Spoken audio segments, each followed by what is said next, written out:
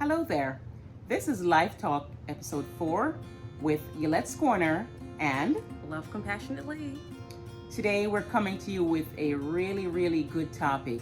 So sit back and relax and listen to this wonderful video. Don't forget to leave a like, a comment, and subscribe to the YouTube channel.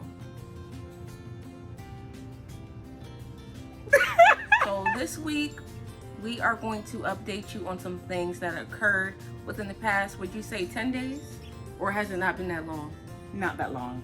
Thursday of last week, I was working, and I'm working from home, but during the day, as the morning got later, I started to feel really not like myself.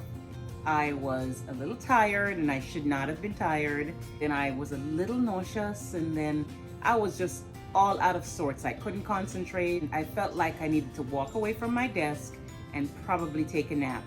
So I pushed myself to get through the day, but at lunchtime, I stopped and I checked my blood sugar. This is something that I'm supposed to be doing at least twice a day, and being a diabetic backslider sometimes, that's the best way I could put it, I hadn't checked in, I want to say maybe about 3 weeks.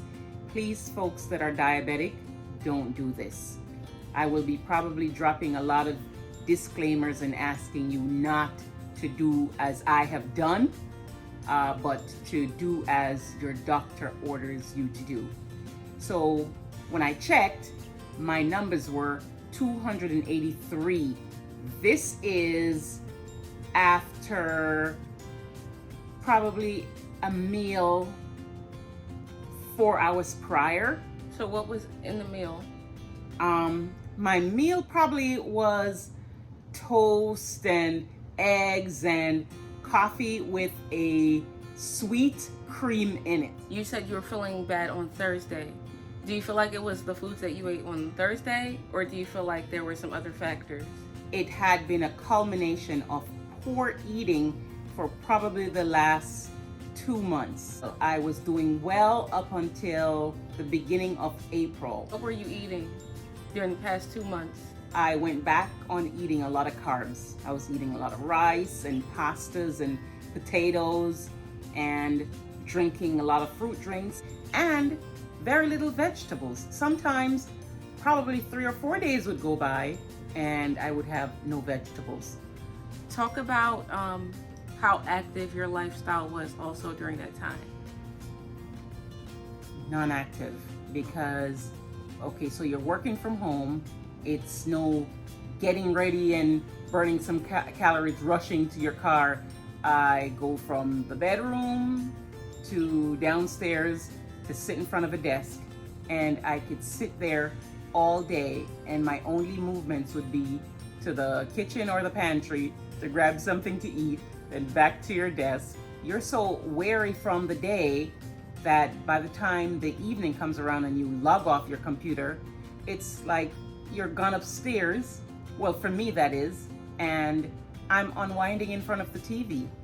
And that's one of the things, when your numbers are out of whack, when there's just too much sugar and carb in your diet, you become drowsy and you want to sleep all the time, and it's like there's not a lot of blood flow to your head. It's like your brain power starts decreasing. I am a type 2 diabetic, so I am not a person who takes an insulin shot. I was on 3 different medications for diabetes, and one of the medication that I was on flushes sugar from your system.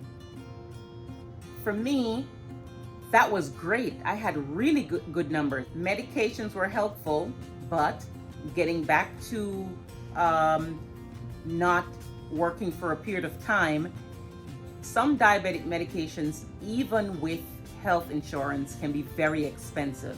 When my numbers started to drop a little bit, I had eased back, which is definitely not a good thing to do on one of the medications. I was playing games with myself, which I shouldn't have, where because I know one of the pills that I took would flush sugar from my system, I started eating anything and everything. I knew I really didn't have anything to worry about too much because I'm gonna take this pill and it's gonna flush the sugar from my system. You really have thought like that? I have thought like that. And you've thought like that through the years? I have thought like that through the years. And that's why this is called Life Talk. This is a very serious illness, and like you said in the video, you can die, you could lose your vision, you could lose limbs, it could lead to other diseases and other complications. And so when you present like that, no, as your child, I'm not thinking that there are some times where you're like, oh, I can eat this because I have this medication. Yes. I'm thinking that as serious as you present it to me, that you are taking it that serious all the time. No, I'm human. I'm very human. I remember once your grandfather said to me, are you really diabetic? Because, I mean, he had been diabetic for as long as I can remember. How long was he diabetic? Oh man, I want to. Before I was born? Long before you were born. When I was probably 7.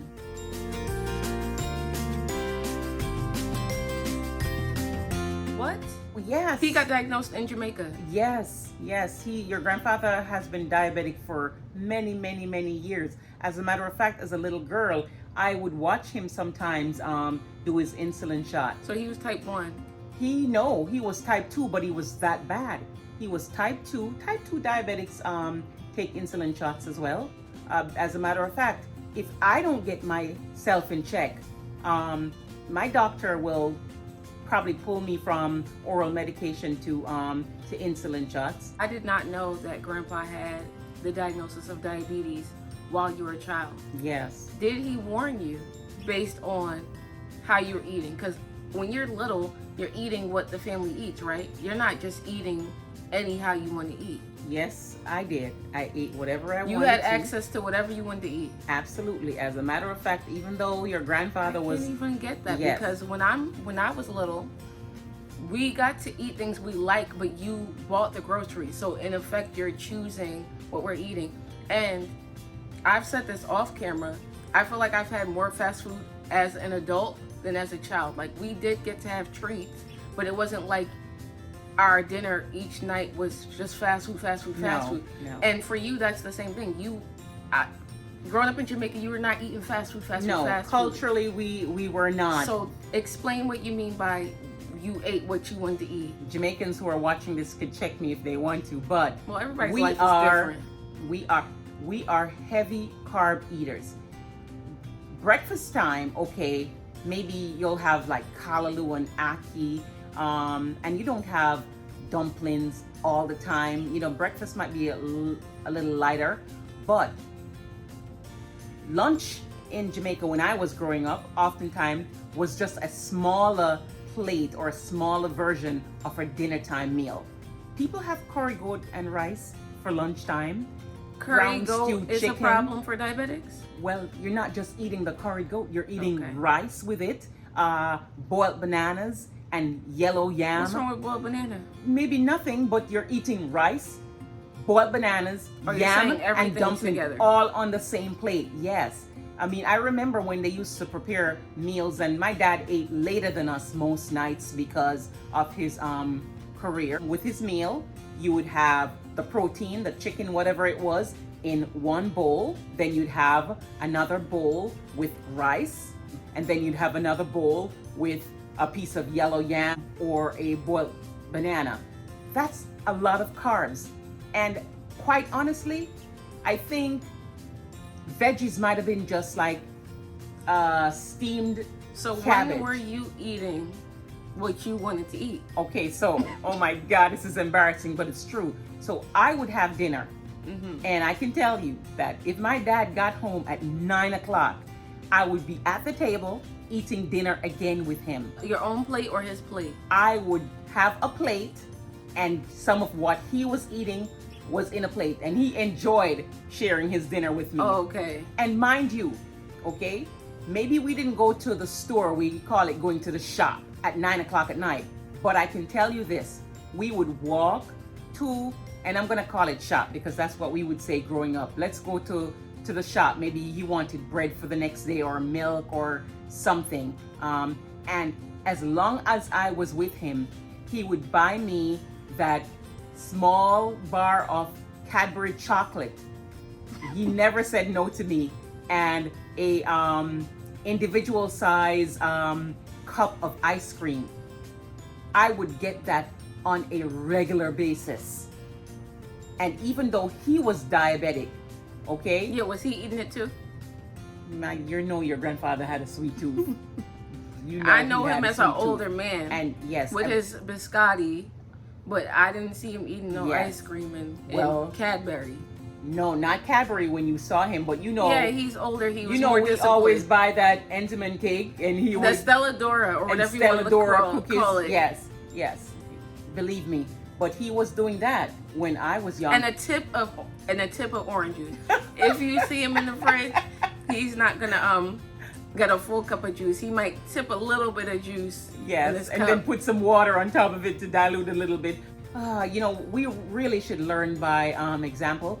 I remember my father getting so sick, driving me to school one morning, that he almost passed out. Wow. He had enough strength in him to pull the car off to the side of the road, and we waited there for a few minutes until he started feeling a little bit better.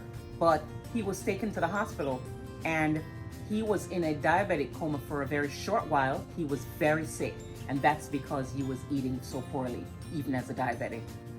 Hey everyone, we just wanted to come to you guys because we got all into the topic, but we realized we're gonna have to do a part 2 because there's a lot more to the story that we want to cover. So there might even be a part 3 and a part 4. Make sure you come back next weekend and leave in the comments how diabetes impacted you, especially during the pandemic, okay? Bye for now. Bye.